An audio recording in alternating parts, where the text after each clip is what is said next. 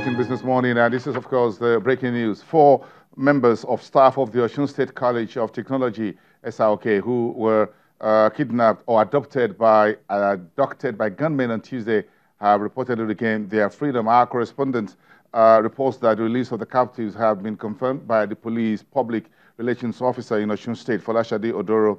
The 4 staff members are among the 8 persons originally abducted by the gunmen, including 2 students, while the abductors reportedly killed one of the victims soon after they were kidnapped.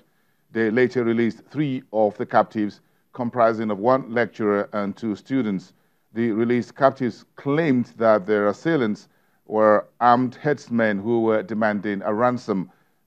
Channels Television cannot confirm that at the moment. It is not yet clear also if a ransom had been paid to secure the release of these victims. 4 members of staff of the Osun State College of Technology who were abducted by gunmen on Tuesday are reportedly being released. During the process of the abduction, 1 of the victims were unfortunately killed in the process. That's the story. We'll have update for you at 11 o'clock and, of course, throughout the day as we get more from our correspondents and the police in Osun State, southwest here in Nigeria.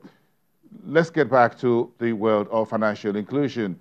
Enhancing financial access is very big news in Nigeria, and we spend most of the week talking about that. But of course, we have a number of stories making the headlines as we speak. Today, President Buhari is presiding over a special cabinet meeting, which usually takes place on Wednesdays, by the way. So there's a special one today to finalize the details of Budget 2019 document on the executive side for submission to the National Assembly next week. We're not sure what day next week the presentation will be, but we expect the executive to put all in place today for the next year's budget. The focus of today's cabinet meeting, we expect them to focus more on the volatile oil prices now breaching below $60 a barrel. Nigeria's last budget was around $48 to $51 per barrel. Of course, that's still comfortable for Nigeria as long as oil is around double digit and north of 60.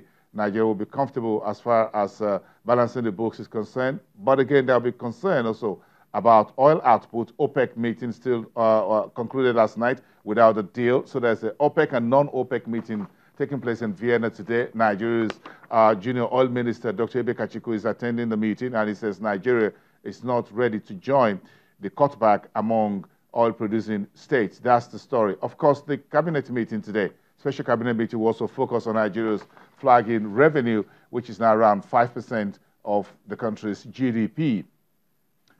Meantime, petroleum marketers says they are staying previous planned industrial action, which may result in scarcity of petrol products towards the holiday season for 2018, because the meeting held yesterday with the Ministry of Finance, the Central Bank, the Debt Management Office, and the State Oil Corporation and NPC agreed that the outstanding nearly 800 billion naira subsidy arrears will be paid. But the meeting provided no details on when and how these monies will be paid. And as we speak, the debt office is offering Series 2 of the Sukuk bond, 100 billion naira this time, of 7-year tenor at 15.74 yield on offer from them. The bond looks to fund selected road infrastructure across the country. So let's talk about financial inclusion and get back to the story. Let's get Henry Chukwu, who's a program specialist and agent network for EFINA, which is the Enhancing Financial Access agency, to talk to us live from our studios at the Nigerian Stock Exchange. Good morning, Henry. It's good to have you on the program. Good morning. Yes, thank you very much for coming through. This new report and taking a look at the executive summary, as it were, what in summary is this report all about?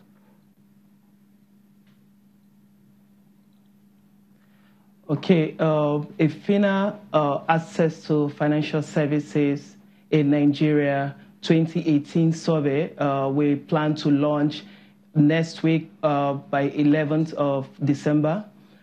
is a flagship. Is a finance flagship survey that provides insights on the state of financial inclusion in Nigeria. It provides about the level of adoption of financial products and services. Also talks about the reason why people are not using some of those products and services. When we say financial inclusion, break it down. Again, take it to the man on the street. Okay, financial inclusion means the provision of useful products and services that is affordable for both the individuals and businesses. So what are these financial services? I want you to break it down. You guys are the ones who put the report together. What does it mean in simple black and white? All right. Now, if you look at a lot of people in the rural areas, they don't have, most of them don't have bank accounts. They don't use both deposit money bank, the microfinance bank, or mobile money. So financial inclusion has to do with efforts towards trying to get these people that are financially excluded, that doesn't have access to basic financial services, to use it. When we talk about basic financial services, we mean inclusive products like micro savings, micro loans, micro insurance, and micro pension. Why I'm asking these questions, Henry, is because you and I sit down looking very nice in suits and all of that in Lagos, and that's not what Nigeria is all about. So we're talking about the grassroots here, isn't it? Yes. Yes. So looking at it, currently the level of financial exclusion.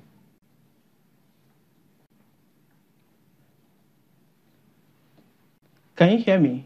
Yes, I can hear you. You're talking about financial exclusion. Okay, yeah.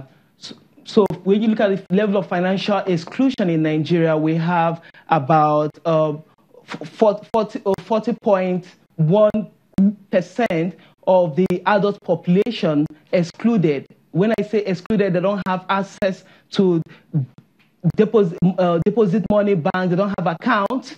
Some of them don't even know about those products.